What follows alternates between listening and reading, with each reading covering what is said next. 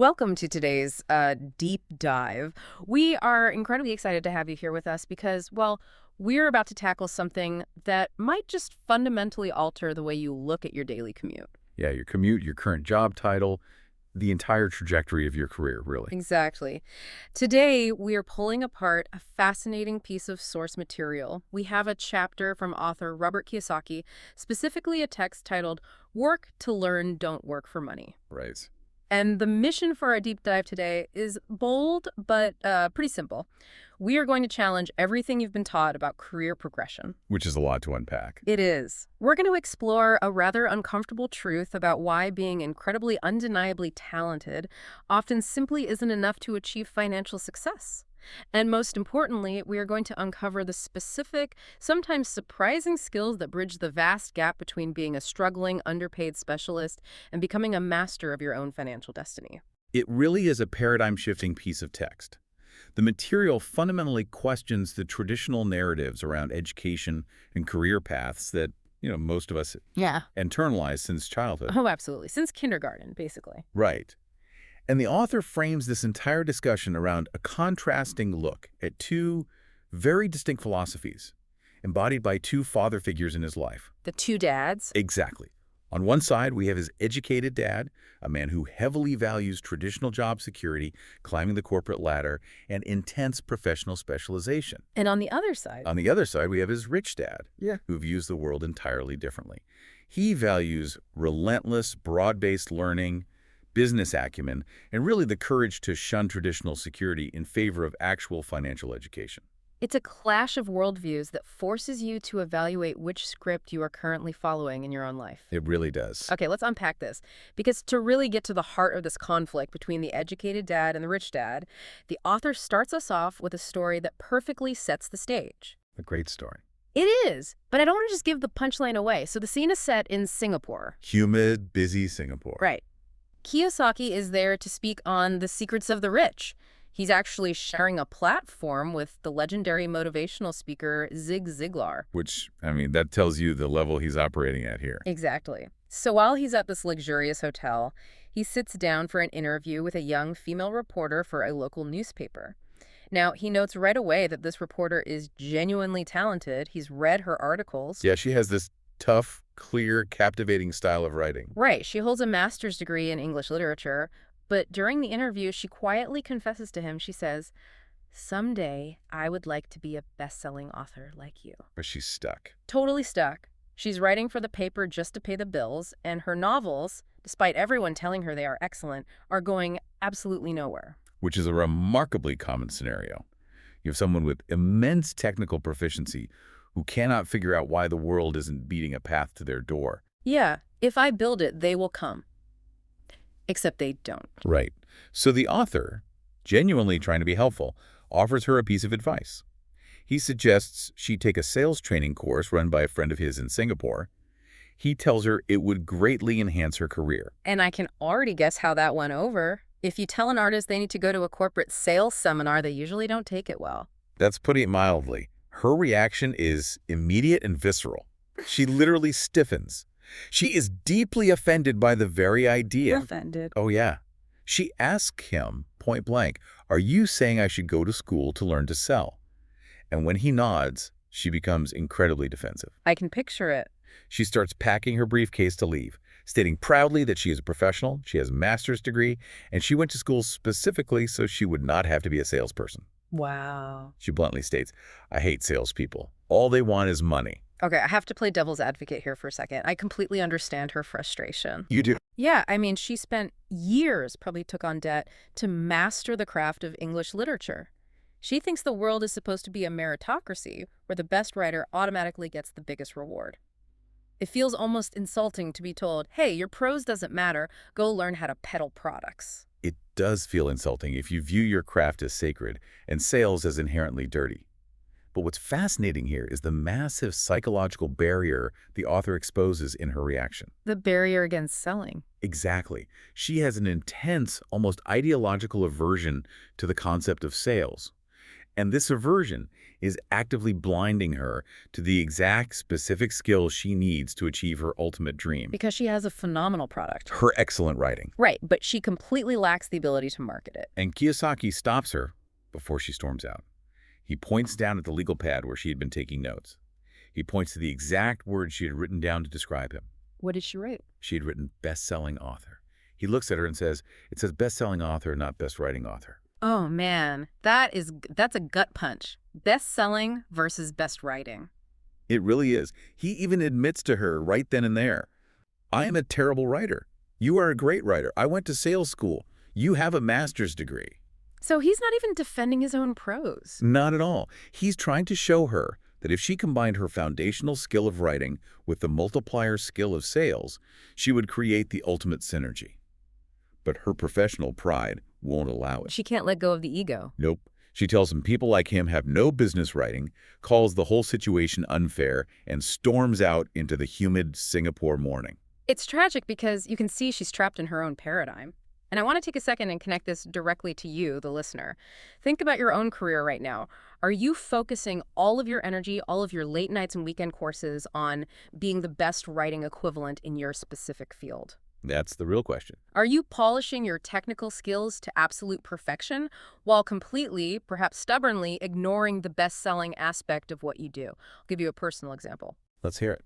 I remember when I first started producing audio, I spent probably 100 hours learning how to EQ a microphone perfectly.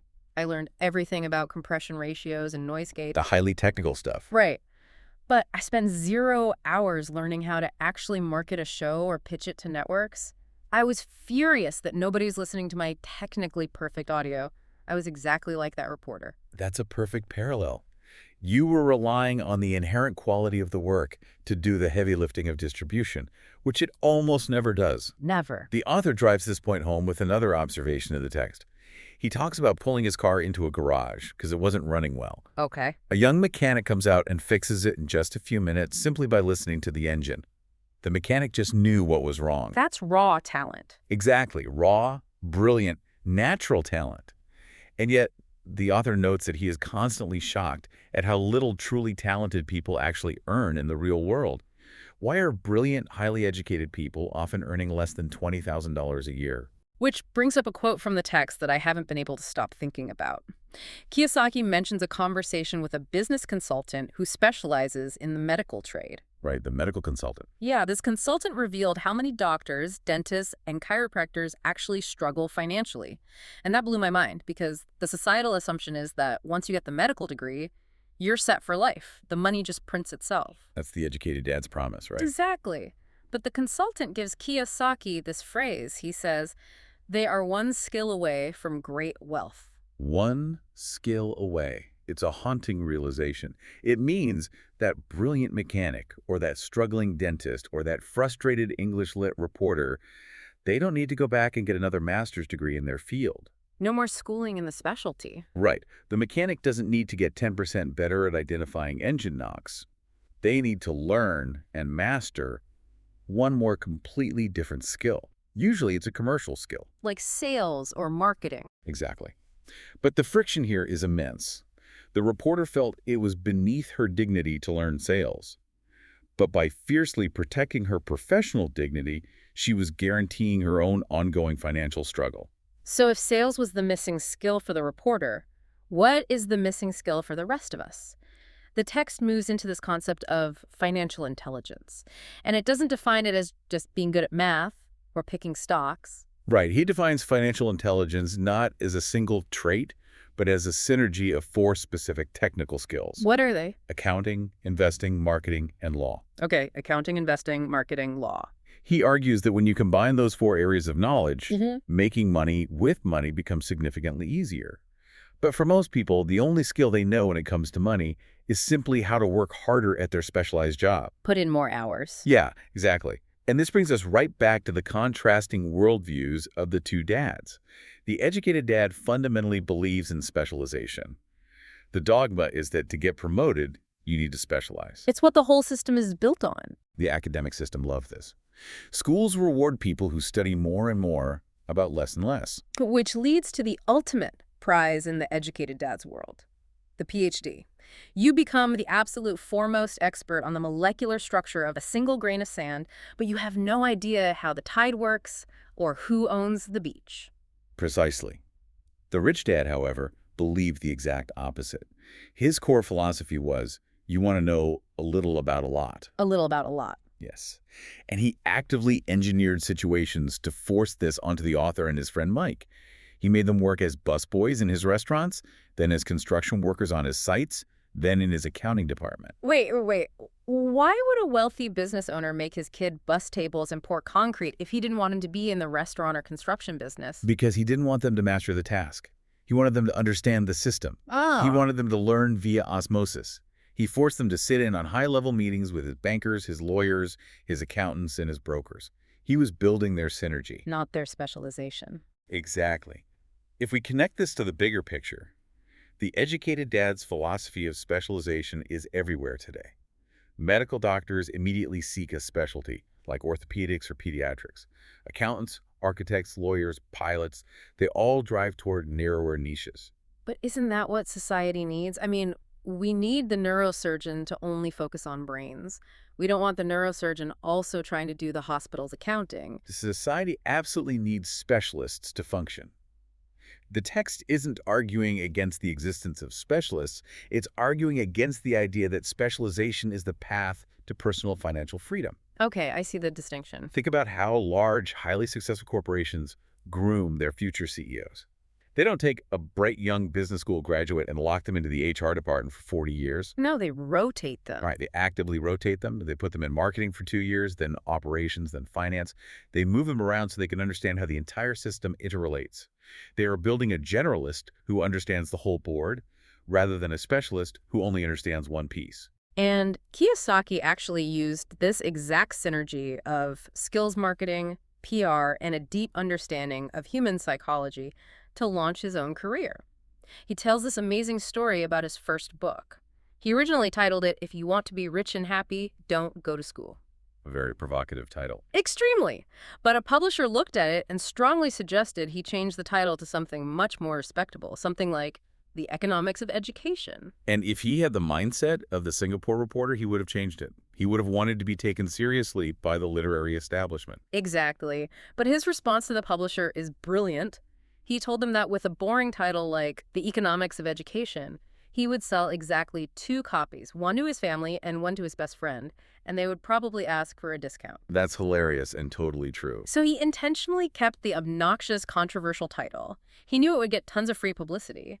It was a highly calculated move. He states in the text that he is actually pro-education and believes deeply in education reform, but he chose to be controversial to get booked on more TV and radio shows. He used the outrage. Yes, many people thought he was a fruitcake, as he puts it, but the book sold and sold. This perfectly illustrates the synergy. He wasn't relying solely on the writing inside the book. He was utilizing marketing, public relations, and a complete lack of fear regarding public criticism to drive the distribution of the product. Because he understood the system. The author chose the controversial title, leaned into the synergy of skills, and became a best-selling author. Here's where it gets really interesting. He didn't just figure this out in his 30s. He designed his entire early career around this philosophy of knowing a little about a lot. He completely ignored the traditional advice of finding a good job and staying there. He rebelled against the educated dad's plan early on. Completely. Instead, he treated his career as a series of paid classrooms. The chronological breakdown of his early choices is fascinating. Let's walk through it. In 1969, he graduates from the U.S. Merchant Marine Academy. This is a massive accomplishment. His educated dad is thrilled. He takes a job with Standard Oil of California, working on their oil tanker fleet as a third mate. The starting pay is around $42,000 a year. Which was excellent money. Now, for context, in 1969, 42 grand was a lot of money. Plus, he only had to work 7 months out of the year, meaning he had 5 months of vacation. He had the ultimate safe, secure, highly respectable career path laid out in front of him. And what does he do? He resigns after just 6 months. He walks away from the money, the security, and the 5 months of vacation. Okay, I have to stop you there. Because if my friend came to me today, having landed an equivalent job, say $150,000 starting salary at a top tech firm with unlimited PTO, and told me they were quitting after 6 months, I would tell them they were out of their mind. Was that just survivorship bias on his part? Could a normal person actually afford to take that risk? It sounds insane from the perspective of the educated dad, who was indeed devastated by the decision. He could not understand the logic of quitting a secure job with benefits. But his rich dad congratulated him. Of course he did. The rich dad understood the underlying principle. The author wasn't working for the money. He had already learned what he needed to know about international trade from navigating those tankers. Staying longer would just be trading time for a paycheck. Right. So he joins the Marine Corps. Why? To learn how to fly, but more importantly, to learn how to lead troops in dangerous situations.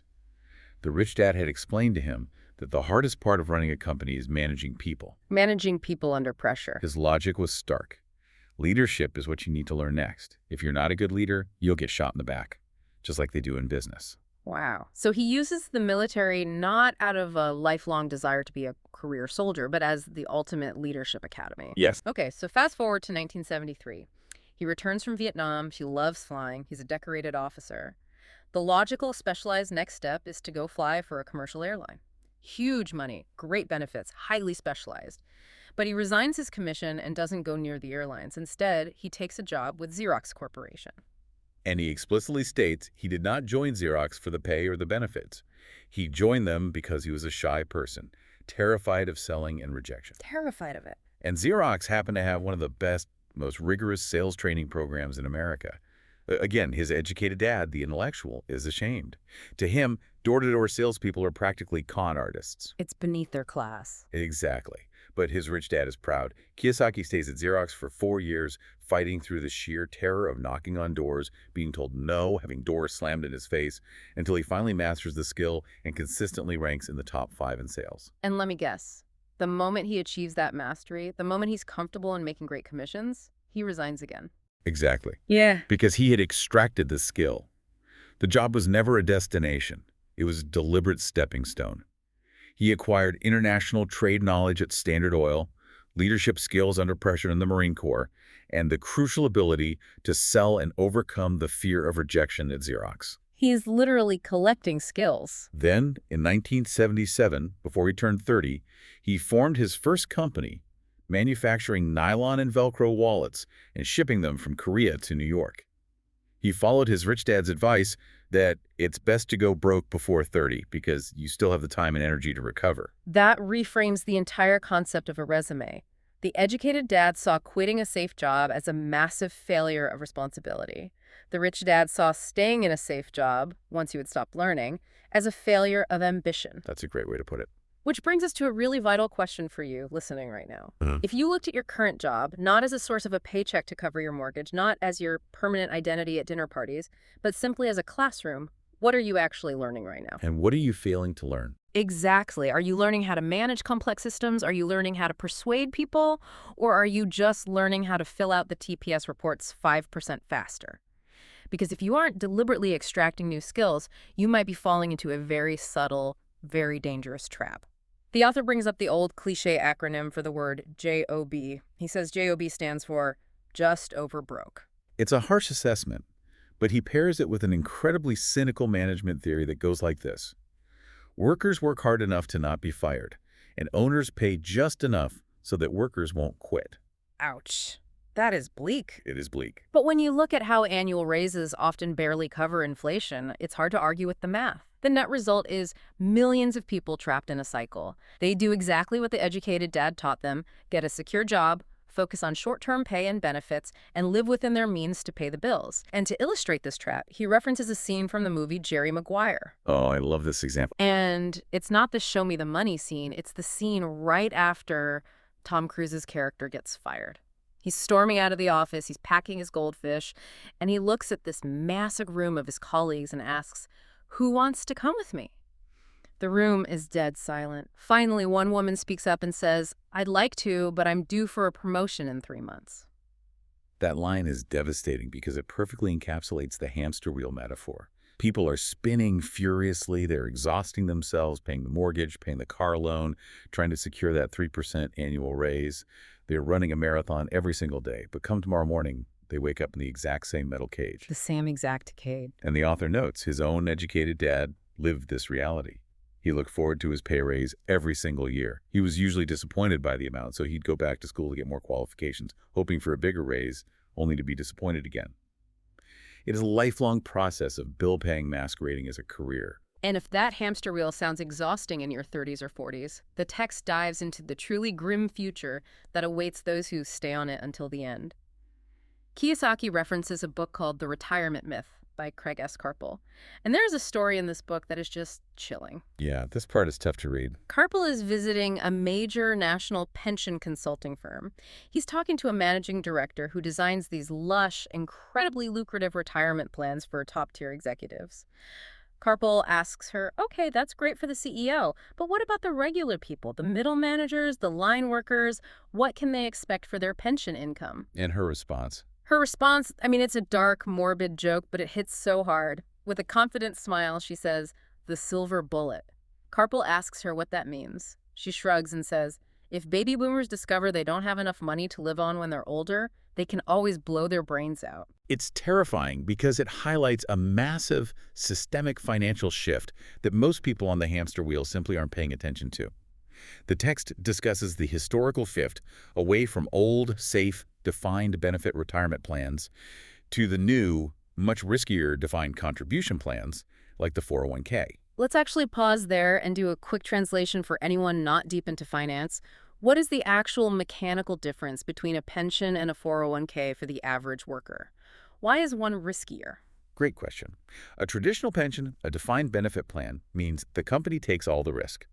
The employer promises to pay you a specific, guaranteed amount of money every month for the rest of your life after you retire, regardless of what the stock market does. So it's safe. Very safe for the worker.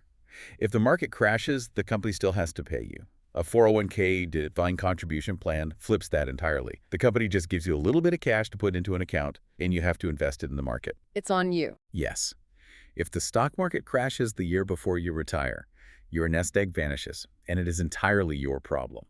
The risk was transferred from the corporation to the individual worker. Kiyosaki is pointing out that millions of people are walking blindly into a future where they carry all the financial risk but lack the financial intelligence to manage it. And then he adds the realities of medical fees and long-term nursing home care into that equation. And he ventures into a highly sensitive topic to him, healthcare systems and socialized medicine. He points out that already many hospitals in countries with socialized medicine are forced to make agonizing life or death triage decisions. Yes, and we should be very clear here. Kiyosaki isn't making a political statement about whether socialized medicine is inherently good or bad, and neither are we. Right. We are simply laying out the author's observations and the harsh realities presented in the text. We aren't taking a side, but rather looking at the argument being made about the future of retirement and healthcare. Exactly. He's making a cold, mathematical observation about resource scarcity. He argues that these triage decisions are often made based on the hospital's available funds and the age of the patient. So age becomes a deciding factor. Yes.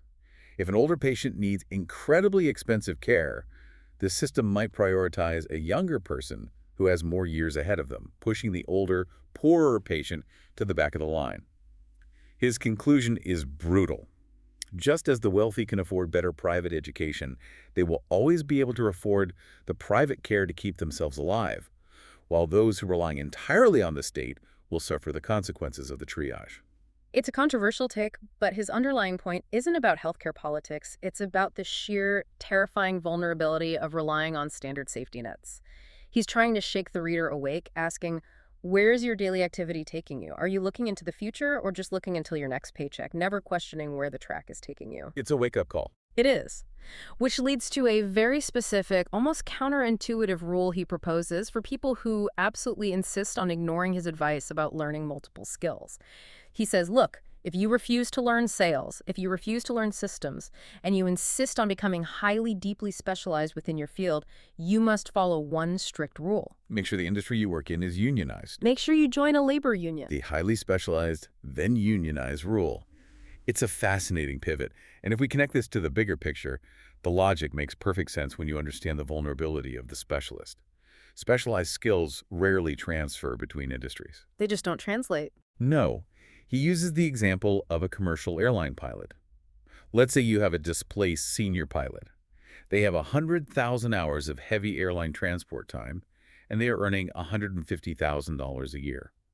If that pilot is suddenly pushed out of the airline industry, maybe due to a massive economic downturn, an airline bankruptcy, or a minor medical issue that revokes their flight status, their life's primary skill is suddenly completely useless in almost any other context. Right, you can't take 100,000 hours of Boeing 747 flight experience and easily leverage that into a high-paying job in the public school system, or in marketing, or in software development. The skills simply do not transfer. Exactly. The pilot is entirely dependent on one specific industry.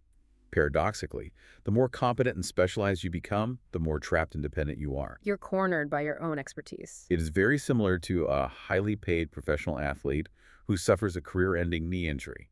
Their earning power vanishes overnight because their skill is entirely non-transferable. That makes a lot of sense. The author notes that his educated dad actually lived through this vulnerability. After falling out of favor with the governor of Hawaii and losing his prestigious state government job, the educated dad realized how professionally naked he was. Because he had no other systems to rely on. Right. He eventually became the head of the teachers union in Hawaii. He recognized that highly skilled, educated professionals like teachers absolutely need the protection of a powerful collective bargaining group like the National Education Association, which Kiyosaki notes is the largest and richest labor union in America, because their specific teaching skills have limited financial leverage outside the education monopoly. He also mentions medical doctors. He notes that with all the changes in medicine, many highly specialized doctors are being forced to conform to massive medical organizations like HMOs. And for those who don't know, an HMO is a health maintenance organization. It's essentially a corporate insurance network that dictates how doctors can practice medicine. They control the system. They completely control it. They decide which treatments are covered, how much time a doctor can spend with a patient, and how much the doctor gets paid. So even the doctors, the ultimate educated specialists, are losing their autonomy to corporate systems. Now, contrast the educated dad's reliance on the union with the rich dad's experience. The rich dad spent his entire life doing his absolute best to keep his companies from becoming unionized. He fought them off successfully because he was on the management side of the table, protecting his business systems and his profit margins. And again, personally, I take no sides because I can see the need for and the benefits of both sides. And Kiyosaki explicitly notes his own neutral stance here, too. Right, we're just looking at the mechanics of it. He's analyzing this strategically extreme specialization necessitates collective protection, while broad business ownership necessitates flexibility and system control. And that concept of system control brings us to what I think is the most famous, most impactful analogy in the entire text. It's the McDonald's hamburger principle. A classic. It's so good. Kiyosaki describes a scenario that he regularly plays out in his classes. He stands in front of a room full of adult students, often highly educated professionals, and asks a simple question. And I'm going to ask you, listening right now, this same question. How many of you can cook a better hamburger than McDonald's? And of course, almost everyone in the room raises their hand. It's not particularly hard to cook a better burger than a basic, mass-produced fast food patty. Right. If you go to the grocery store, buy some decent ground chuck, season it well, and throw it on a grill, you have already beaten McDonald's in terms of pure culinary quality. Easily. But then he hits them with the follow-up question. So if most of you can cook a better hamburger, how come McDonald's makes more money than you? The silence in that room must be deafening. The answer is the crux of his entire philosophy. Oh. McDonald's is excellent at business systems. The reason so many incredibly talented people are poor is because they focus all their time, all their energy, and all their education on building a better hamburger, and they know absolutely nothing about the business systems required to deliver it. Nothing at all. McDonald's doesn't win because they have the best meat or the most innovative chefs. They win because they are the absolute best at selling, marketing, and systematically delivering a perfectly average burger to millions of people consistently all over the globe every single day. Think about a brilliant local chef in your town. They make a pizza that will bring tears to your eyes. It's artisanal, it's perfect, but they are stressed out, working 80 hours a week and barely making rent on their restaurant. Meanwhile, Domino's Pizza is a multi-billion-dollar empire. Is Domino's Pizza better than the local chefs? Absolutely not. Not even close. But Domino's has mastered the system of supply chain, app-based ordering, marketing, and delivery. To drive this point home, Kiyosaki shares a tragic story about a friend of his in Hawaii who is a great artist. This artist represents the person making the ultimate better hamburger. He builds beautiful, meticulous things. One day, the artist inherits $35,000 from his mother's estate. Which is a good chunk of seed money. Right, he decides this is his moment. He's going to use this money to expand his business through advertising. But because he lacks financial intelligence, because he doesn't understand system management or marketing strategy, he blows the entire $35,000 on a single, four-color, full-page ad in a wildly expensive magazine targeted at the very rich. One ad. Yes, he runs it for 3 months. The result: zero replies. The entire inheritance is gone. But hold on, I have to defend the artist for a second. You can't blame a guy for wanting to focus on his art. Not everyone wants to be a marketer. He trusted the magazine to do the distribution. True, but the market doesn't care about the purity of your art. It cares about distribution and reach. And how does the artist react to this failure? Does he realize he made a strategic error and needs to learn about targeted marketing? I'm guessing no. No. He blames the magazine. He calls the advertising salespeople crooks and wants to sue them for misrepresentation. The author, trying to help him recover, asks the artist if he would be willing to take a course in sales or a course in direct marketing. And what did the artist say? The artist's response is the classic refrain of the trapped specialist: I don't have the time and I don't want to waste my money. He was completely willing to waste $35,000 on a blind gamble, but he won't spend a few $100s and a few weekends learning the actual system of direct marketing.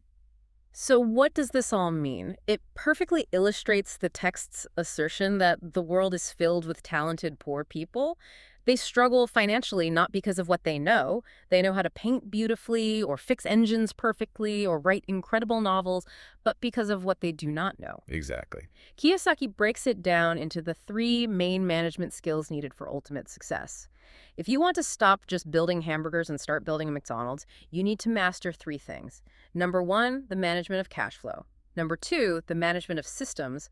And number 3, the management of people. And right alongside those 3 management pillars, he identifies what he considers the ultimate specialized skills. It's funny, for all the complex financial systems he talks about, corporate structures, real estate, international trade, his ultimate super skills are surprisingly basic. Sales and marketing. Yeah. The ability to sell, which he broadly defines as the ability to communicate with another human being. It's not just about selling a product. It's about selling an idea to an employee, selling your value to a boss, or communicating effectively with your spouse or your child. It is the foundational base skill of personal success. He talks about friends of his who are literal geniuses, people who can code complex software or engineer incredible machines, but they earn pitiful amounts of money because they cannot communicate effectively with other human beings. His advice to them is simple: spend 1 year learning to sell. Even if they earn absolutely zero money in commissions that year, the communication skills they will acquire are priceless. But people actively resist this advice, just like the reporter in Singapore, just like the artist in Hawaii. And Kiyosaki identifies exactly why. The fear of rejection. Yes. The skills of selling and marketing are incredibly difficult for most people, primarily because we are psychologically terrified of someone saying no to us. We equate professional rejection with personal failure. He compares overcoming this fear and the process of learning new skills in general to going to the gym. People tell him that learning to sell is too much hassle. He replies that he isn't interested in going to the gym either, but he goes because he wants to feel better and live longer. It's the exact same discipline. He acknowledges that the most painful part of going to the gym is just making the decision to go, putting on your shoes, and walking through the doors.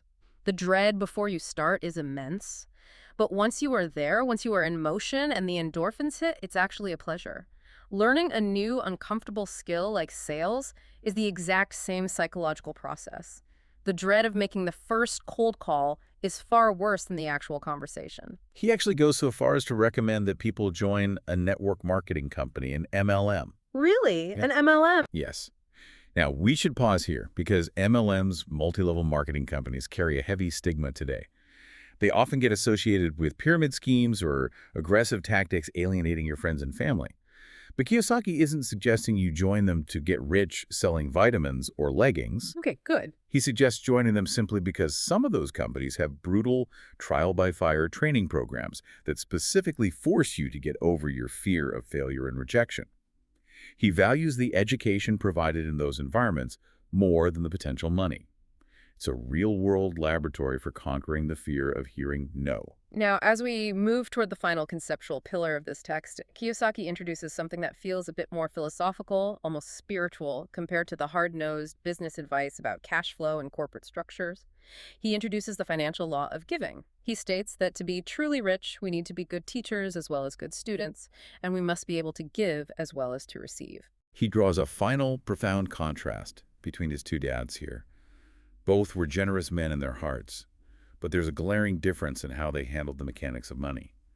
The rich dad gave massive amounts of money away. He gave to his church, to charities, to his foundation. So he gave it away regularly. Yes, he understood the mindset of abundance. He truly believed in the principle, give and you shall receive. He understood that money is a current, it's a flow. You have to put it out into the world to create the vacuum that pulls more back in. He cites incredibly wealthy organizations like the Rockefeller Foundation and the Ford Foundation, which were explicitly designed to give wealth away in perpetuity while simultaneously increasing it. And the educated dad, he operated from a mindset of scarcity. He always said, when I have some extra money, I'll give it. But of course, because he was trapped on the hamster wheel, waiting for the 3% raise to cover the rising bills and the inflation, there was never any extra money. There never is. So he worked harder to draw more money in, completely missing the foundational law.